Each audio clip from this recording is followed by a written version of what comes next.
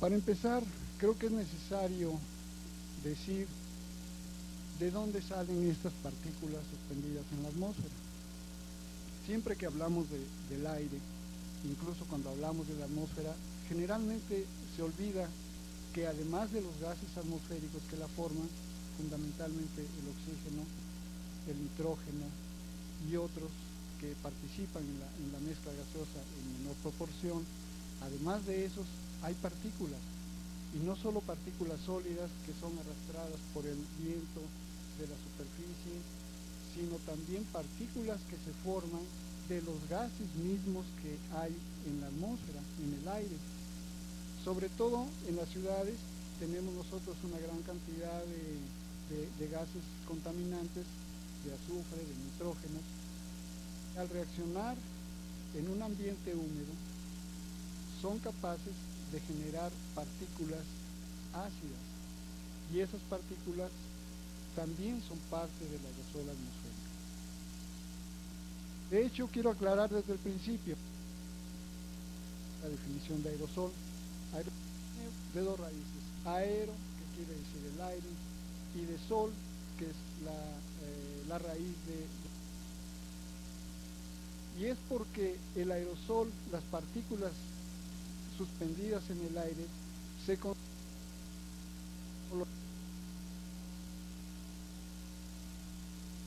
una sólida, que son las partículas, y una fase continua, que es la mezcla gaseosa que forma el gas, que forma el aire.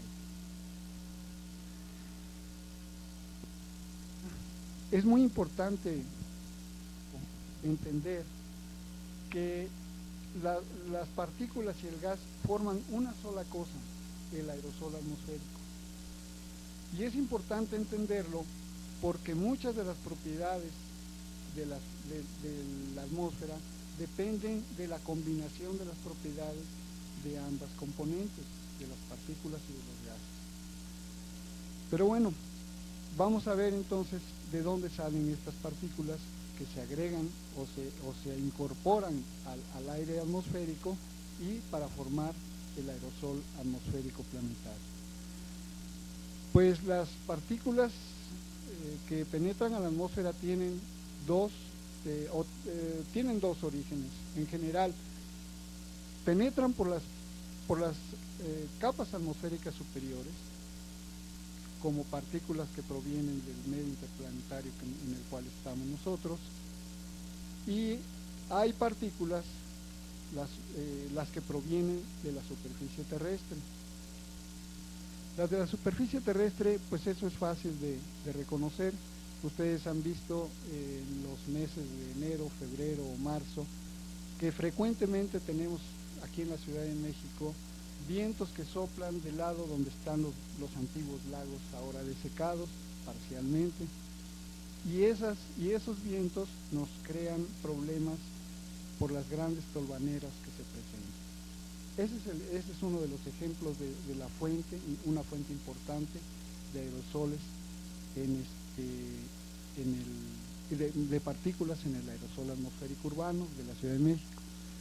Pero lo mismo sucede, es decir, es el mismo mecanismo, lo mismo sucede sobre los océanos, especialmente en las costas o cerca de las islas.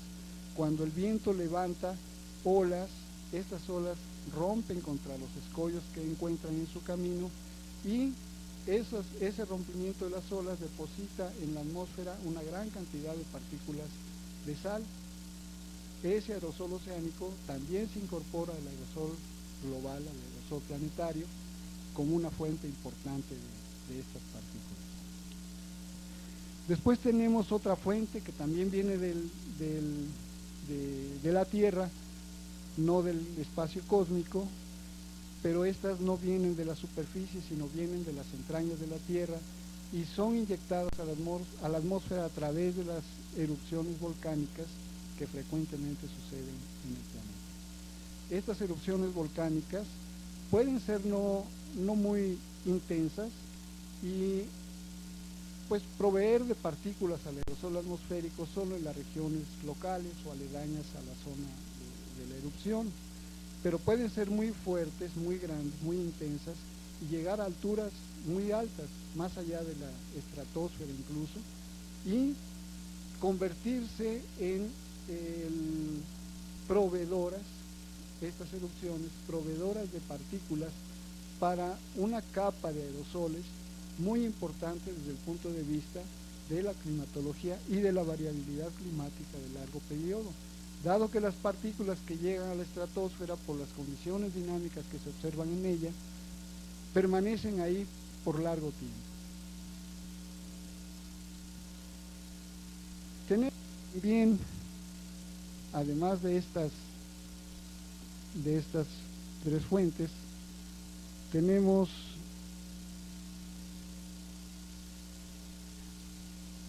las partículas que se forman en las zonas urbanas, es decir, aquellas que son expulsadas a través de las chimeneas de la industria, a través de los escapes de los automóviles o vehículos en general, y en general por la actividad humana. La actividad doméstica también genera una gran cantidad de partículas. Todas estas partículas que no tienen un origen propiamente natural, pudiéramos decirlo, y que las clasificamos generalmente como partículas de origen antropogénico, también participan en la formación del aerosol atmosférico planetario. En las fotos de satélite, ustedes fácilmente pueden reconocer cuando son fotos en el visible a la Ciudad de México por la gran cantidad, por la mancha que se ve provocada por todas estas partículas que estamos constantemente emitiendo en la ciudad.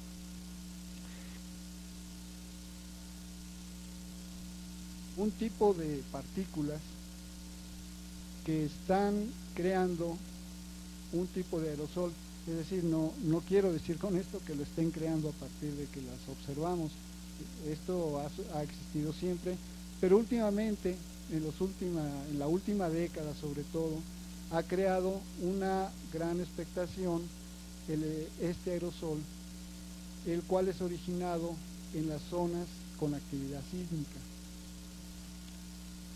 Quito la presentación, les quiero decir que el mecanismo de origen en este caso no es el viento, no es la entrada de partículas del cosmos por las capas superiores de la atmósfera, sino el origen, el mecanismo que da origen a estas partículas es el del movimiento sísmico, que es capaz de hacer reacomodos, ajustes, rompimientos en la corteza terrestre, y por medio de estos mecanismos, por medio de esta mecánica prácticamente, depositar o hacer que escapen gases y partículas de la corteza terrestre.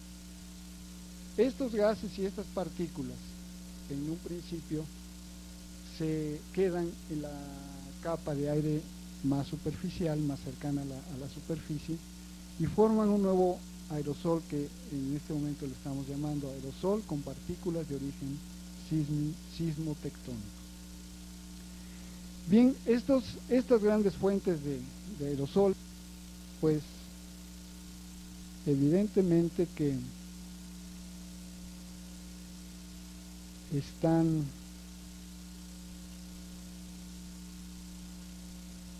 conformando una capa, una componente en la atmósfera importante. Aquí tienen, por ejemplo, la imagen del Pinatubo en el momento de su erupción. Se imaginan que esa gran cantidad de partículas pues necesariamente tiene que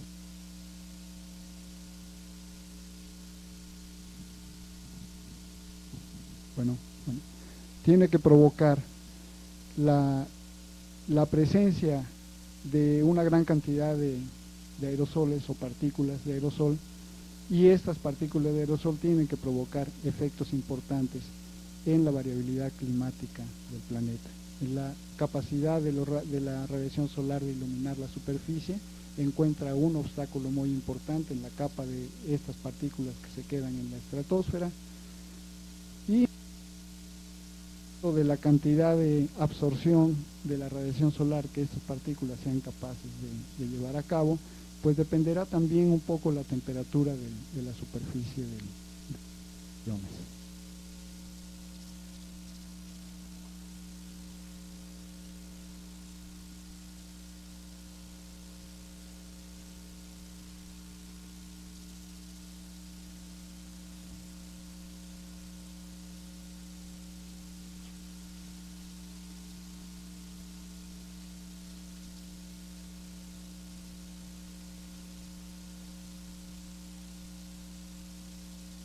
Pero volviendo, antes de descender a la Tierra, a los volcanes, volviendo un poco al origen del aerosol,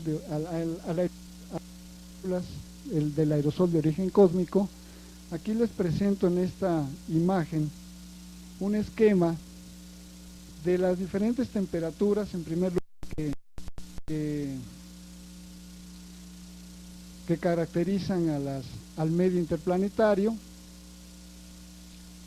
Desafortunadamente, aquí el escaneo no fue muy afortunado, pero déjenme señalarles.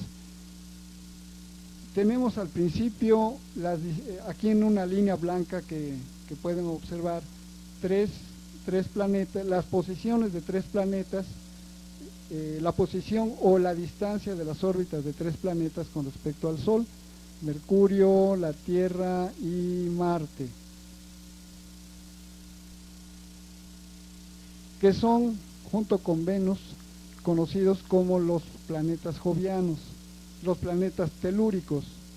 Y después de un largo trecho aparecen nuevamente otros planetas que aquí en esta imagen estaban cuando se podía ver: Júpiter, Saturno y Plutón, me parece que ahí aparecía.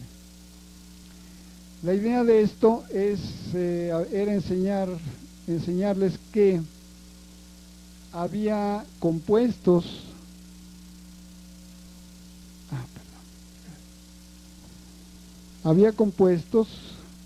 y presencia de polvo en estas partes, a estas distancias del Sol, y este polvo está originado por la zona en donde se ubican los llamados asteroides, cuerpos que, según la teoría de formación del sistema planetario, no llegaron a concretarse en planetas, se quedaron como, digamos, rocas, girando más o menos desordenadamente alrededor del Sol, chocando entre ellos, y de esos choques tenemos la presencia del polvo.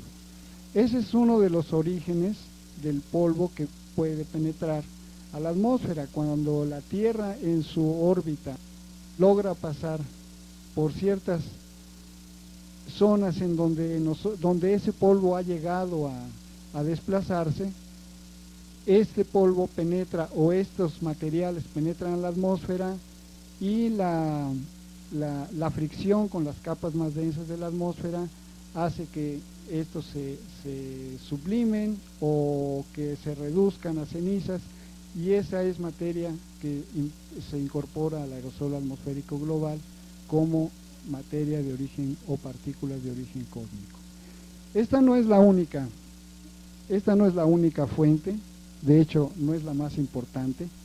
La más importante es la que viene de que la Tierra va pasando por lugares en donde pasan también las órbitas de algunos planetas. Por ejemplo, es más o menos conocido que alrededor del 10 de agosto, en el mes de agosto, hay eventos de estrellas fugaces, que muchas veces quisiéramos, o nos anuncian y queremos verlos, pero a veces las condiciones de nubosidad no siempre lo permiten. El caso es de que es el mismo fenómeno. El cometa Tuttle, que es el que ha dejado esa materia que la Tierra encuentra alrededor en el mes de agosto, a mediados del mes de agosto, en su trayectoria hacia el Sol, esas partículas también penetran a la atmósfera, de hecho como meteoritos, cuando se ven en la imagen o se toma fotografía, se ve una estela, que es la huella del meteorito incandescente, y tienen una particularidad, se les conoce a esas como las Perseidas, debido a que cuando las observamos parecen salir de un solo punto de la bóveda celeste. Lo que sucede es de que en ese momento la Tierra está en su movimiento de traslación, pero en ese periodo está dirigiéndose hacia la constelación de Perseo. Por eso se les ha dado el nombre de Perseidas, pero lo que hay que aclarar es de que aunque aparentemente así sea, eso es simplemente por perspectiva, no porque estén llegando a esa constelación. Y hay otros que en este momento no recuerdo las fechas, pero hay otras zonas de la trayectoria de la Tierra alrededor del Sol en las de restos del paso de otros cometas.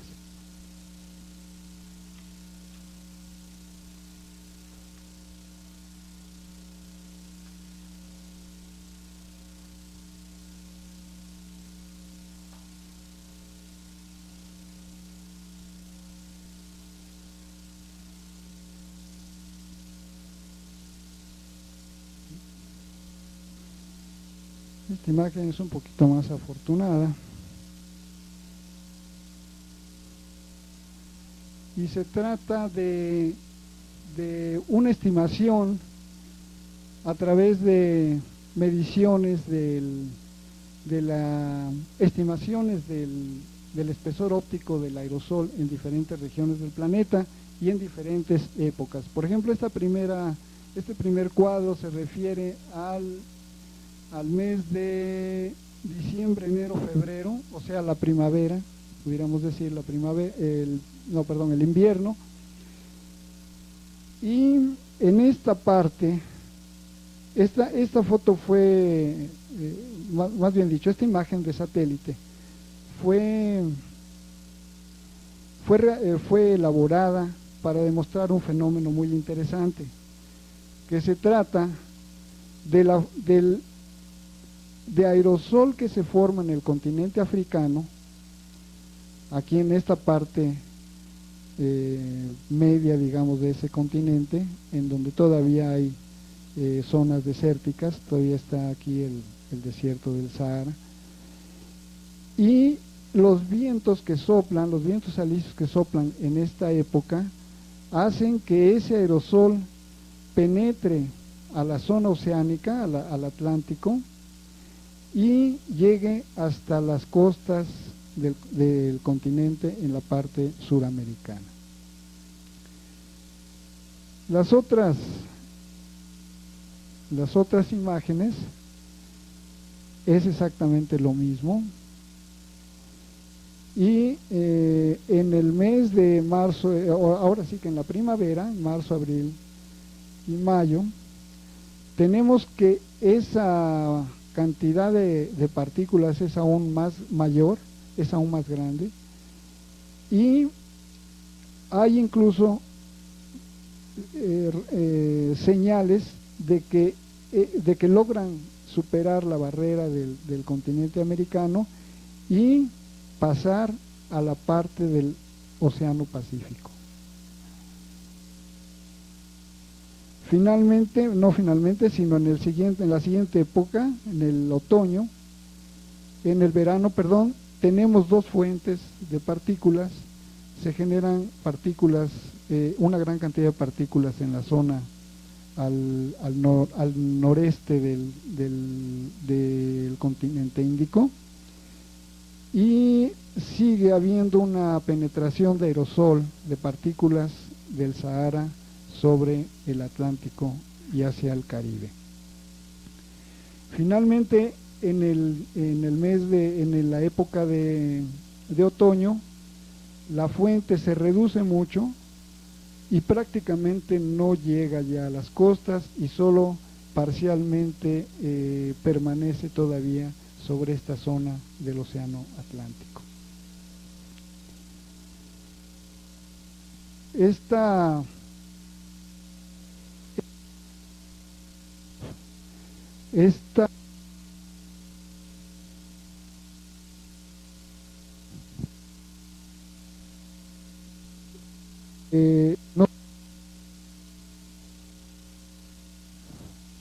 nos sirve para entender que el aerosol atmosférico no es un fenómeno local, no es solamente el polvo que levanta el viento por donde en la localidad en que nos encontramos, es un fenómeno local que en este caso con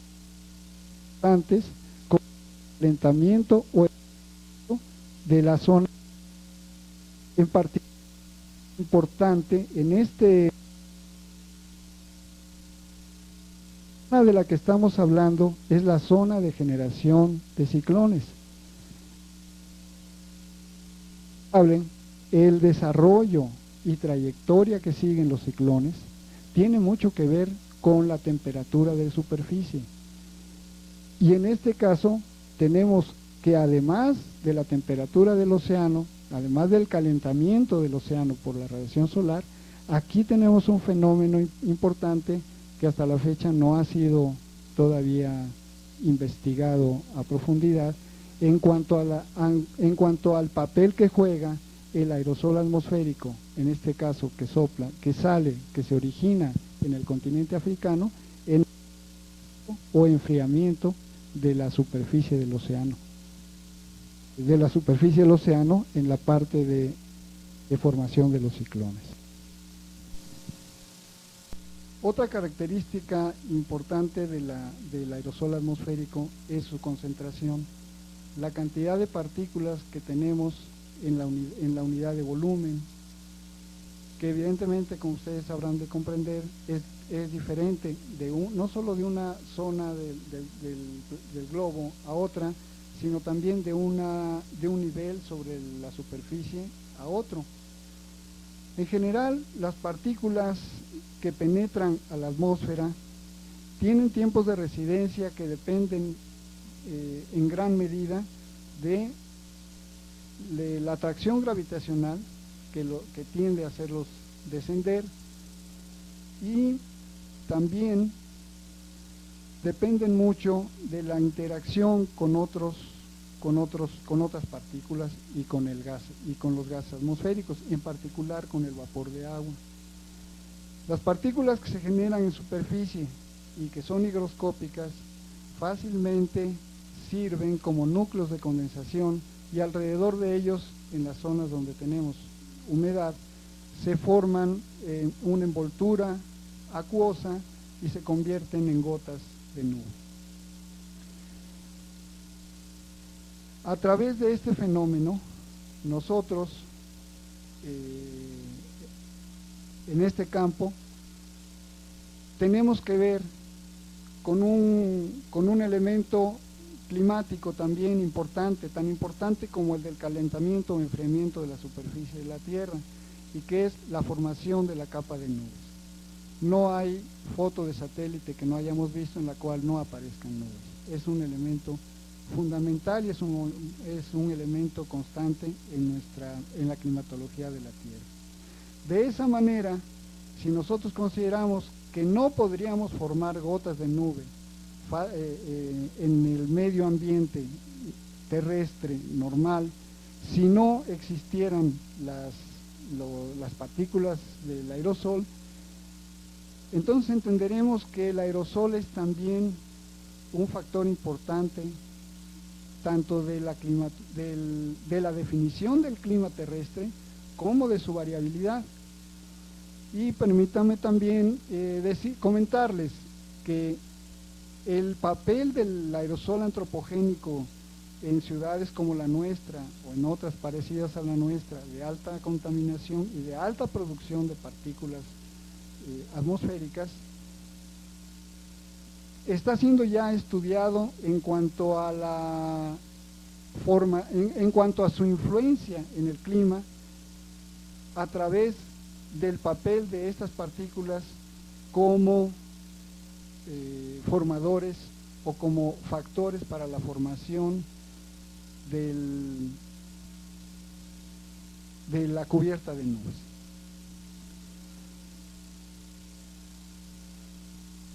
Hay dos formas, bueno, en realidad hay muchas, pero hay dos formas que podemos rápidamente comentar aquí. Una de ellas es que si nosotros tenemos una mayor cantidad de partículas hacia la atmósfera y participando en la formación de la capa de nubes, y esas partículas son partículas de un ambiente urbano, industrial y altamente contaminado, entonces es natural que nosotros de esa manera estamos modificando la cubierta de nubes, y la cubierta de nubes, volviendo a la radiación solar, es el principal factor de atenuación de la radiación solar que llega a la superficie terrestre. De esa manera, no es difícil entender qué papel tan importante podemos nosotros estar jugando, no sé si positivo o negativo, al emitir tantas partículas en las ciudades altamente industrializadas. Ahora, lo que sí les puedo decir es de que hay un cierto tipo de nubes. Las nubes del nivel alto, o sea, nubes que se forman en las capas superiores de la troposfera, abajo de la estratosfera, y que al captar partículas no totalmente naturales, sino de origen antropogénico, y llegar a las zonas polares, se han detectado, esto ya por observaciones directas, son capaces de modificar también la capacidad del clima terrestre para aumentar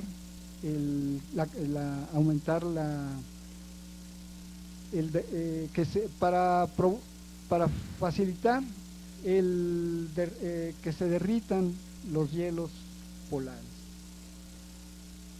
Y ustedes saben que este fenómeno tiene dos consecuencias inmediatas. En primer lugar, puede suceder un cambio importante en la temperatura promedio de la superficie terrestre. Y en segundo lugar, podemos nosotros tener un factor más que promueva el efecto del campo del calentamiento general de la superficie terrestre. Y el calentamiento, pues, en este momento está también como un fenómeno a la orden del día. En esta gráfica que les muestro aquí en la pantalla, se trata de un experimento que llevamos a cabo en la Antártida, en la estación Casey, es una estación antártica australiana, y en donde estuvimos midiendo la concentración numérica, o sea, cuántas partículas por unidad de volumen teníamos en ese lugar, en los meses de enero, febrero y marzo de 1993. Como ven ustedes, en el eje de las Y tenemos la concentración, y los órdenes de la concentración numérica es de 1 partícula por centímetro cúbico, comparado con la Ciudad de México, y ese era uno de los objetivos de este experimento, poder hacer esa comparación. Nosotros tenemos fácilmente 4 órdenes más. O sea, si aquí tenemos 10 a una partícula por centímetro cúbico, aquí tenemos concentraciones totales de aerosoles del orden de 10.000 partículas por centímetro cúbico. No es tan exagerado si lo comparamos con aerosoles muestreados, no en la Ciudad de México, sino en alguna otra zona de la República Mexicana, pero fuera del alcance de la contaminación. Pero aún así serían del orden de 10 a la 4, 10 a la 3, del orden de 100 a 1000 partículas por centímetro cúbico. La Antártida, y por eso fuimos a ese lugar, es hasta el momento la zona menos contaminada del planeta. Y digo menos contaminada porque en esa época cuando fuimos nosotros íbamos a un lugar no contaminado. Sin embargo, ustedes conocen ya el fenómeno del hoyo de ozono.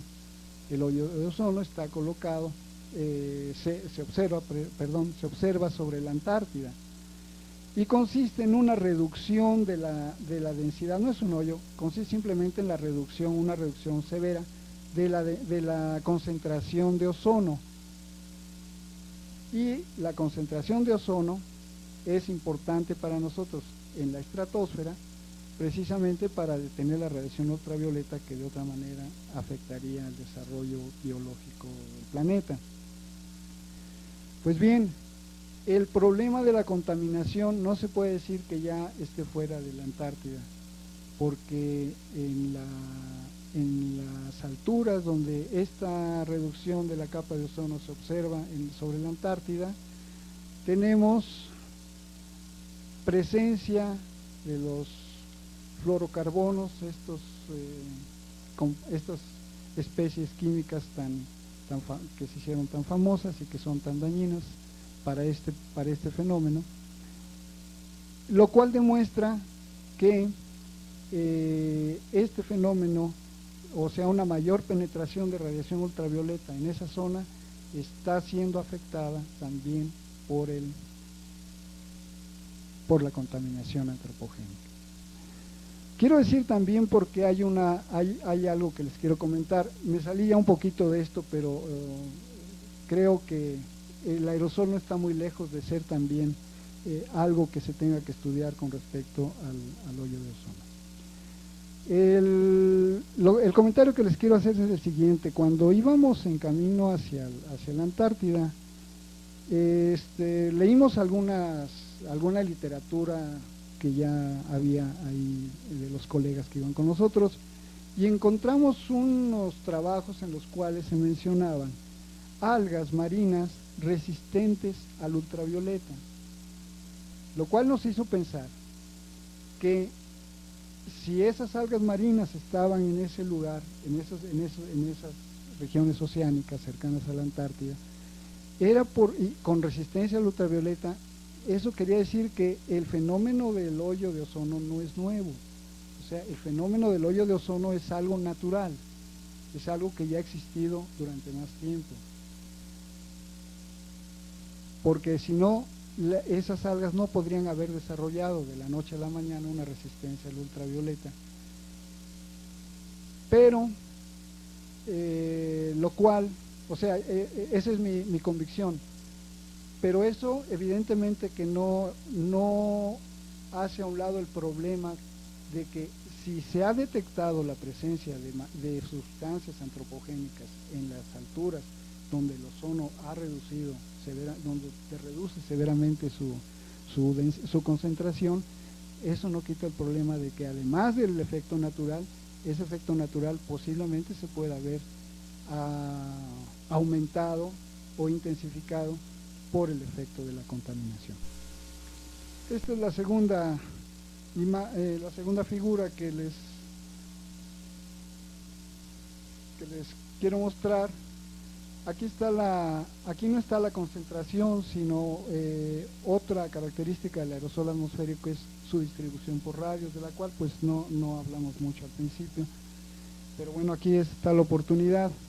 Las partículas que caracterizan al aerosol atmosférico van de las 10 micras a las .01 inclusive. Eso define de manera muy importante sus características ópticas, de tal manera que nosotros, cuando no tenemos partículas, cuando tenemos una cantidad muy pequeña de partículas atmosféricas en la atmósfera, nosotros, por ejemplo, en la sierra, en las partes elevadas, en las montañas, nosotros vemos cielos muy azules. ¿Por qué? Porque entonces la dispersión de la luz se lleva a cabo no en estas partículas, sino en las moléculas del aire. Y las moléculas del aire tienen dimensiones mucho menores. Y ya desde el siglo pasado, principios del siglo pasado, el siglo XX, Lord Rayleigh había encontrado, desarrollando las ecuaciones de Maxwell, que el aire tenía que dispersar la radiación con una intensidad inversamente proporcional a la longitud de onda a la cuarta potencia. Eso quiere decir que si la longitud de onda está en el denominador, mientras mayor sea la longitud de onda, menor va a ser la intensidad de dispersión. ¿Cuál es la longitud de onda que nosotros vemos más pequeña? El azul o el violeta, digamos, pero en esa región. Por eso es que el cielo se ve azul, porque es la radiación que nosotros podemos percibir todavía y que es la que se dispersa del espectro solar, de la luz solar visible, que es la que se dispersa con mayor intensidad. Cuando llegamos a las partículas del aerosol atmosférico nos encontramos con que el fenómeno es diferente. Ahora lo que vamos a ver más débilmente dispersada va a ser la radiación roja. Y esa radiación se va a llevar a cabo, la dispersión se va a llevar a cabo en las partículas más grandes. Por eso cuando el sol se está poniendo, lo vemos más rojo, porque las partículas más grandes tienden a estar más cerca de la superficie, que es en donde está alumbrando el sol ya antes de meterse, o un poco antes, o cuando apenas recién está saliendo por el oriente. Bueno, aquí esta gráfica lo único que nos sirvió fue para comprobar que no había habido de 1983 a 1993, cuando nosotros estuvimos, no había habido una variación importante en el contenido de partículas por radios. Miren ustedes, las dos gráficas o las dos curvas más externas, la de más arriba y la de más abajo, fueron simplemente las distribuciones más arriba y la distribución con menor concentración que nosotros observamos en el 93, pero las dos de en medio corresponden, la que sobresale un poco con cruces, corresponde a la distribución de partículas que midieron en la Antártida en 1983, y la segunda corresponde a lo que medimos nosotros, al promedio de lo que medimos en el experimento de enero-marzo del 93. Sí hay una diferencia, pero esa es una diferencia en las partículas de radios más pequeños, y las partículas de radios más pequeños son las más variables en el aerosol atmosférico. En cambio, las partículas grandes se considera que tienen un valor climatológico más importante, o sea, son más constantes. No podemos, por lo tanto, decir que haya habido una variación del clima, cuando menos con respecto al aerosol atmosférico, entre el 83 y el 93 en la Antártida.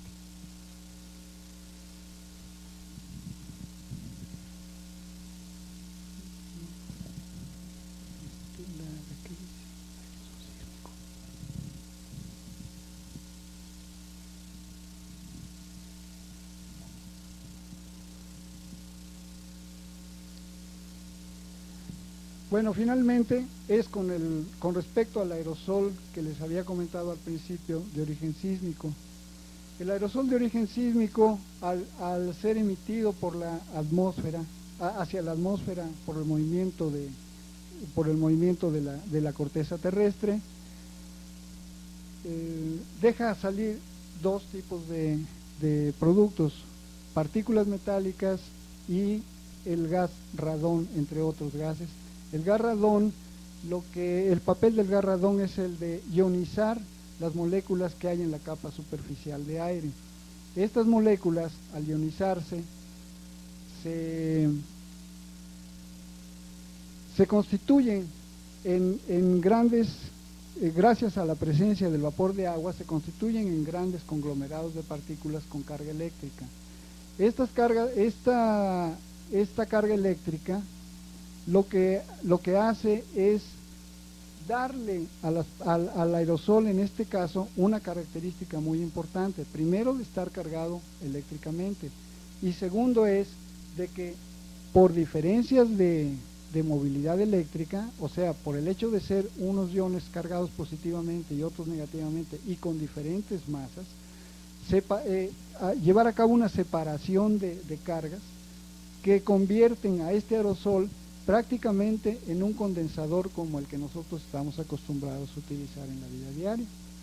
Por ejemplo, el condensador bueno, ¿para qué vamos a la vida diaria? Ahí tenemos un condensador en la Tierra, que es el condensador que se establece entre la ionosfera y la superficie de la Tierra.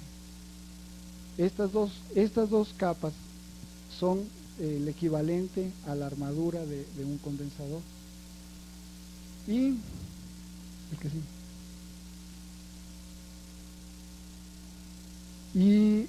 Y en este condensador estamos formando, o se está formando a nivel de la superficie de la Tierra, un condensador entre dos placas que están muy cercanas unas a otras, pero entre las cuales también se establece una diferencia potencial. Hay un campo eléctrico ahí definido por la carga positiva y la carga negativa, distribuidas a dos alturas diferentes.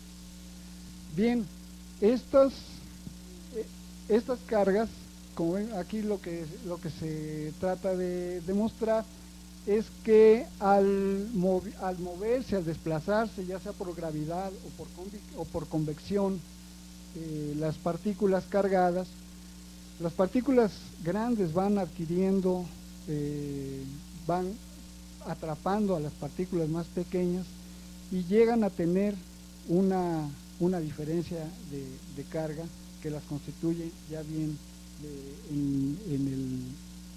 en la armadura o en la placa positiva o en la placa negativa del condensador.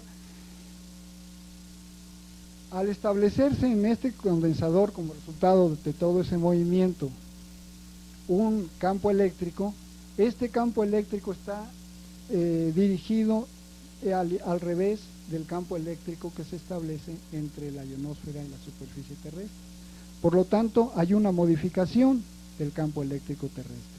Y esta modificación del campo eléctrico terrestre es, en muchos casos, capaz de modificar las condiciones de la distribución de electrones en la capa atmosférica ionizada, que es la ionosfera.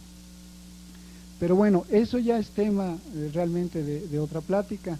Lo importante para mí era dejarles noticia de esto, de que este aerosol, que evidentemente siempre ha existido también como el hoyo de ozono, pero es de una década o de una o dos décadas para acá ha sido objeto de un estudio muy importante y ha generado un modelo que está también progresando de acoplamiento entre la litosfera y la ionosfera del planeta. Es decir, un modelo de acoplamiento de dos geosferas importantes para el desarrollo de nuevos estudios en la geofísica. De esa manera, creo yo que, bueno, con todo el tiempo que he abusado ya de su atención, creo que queda claro de que el aerosol atmosférico no es una componente trivial, y quizá sea por eso que es una componente atmosférica que está siendo estudiada al final de muchas otras componentes atmosféricas. Hay un gran desarrollo en la física de la atmósfera, hay un gran desarrollo en los estudios de las diferentes capas que forman nuestra atmósfera, pero el aerosol atmosférico, que puedo, creo con bases llamar la segunda atmósfera de nuestro planeta, está ahorita en la frontera del conocimiento. Gracias.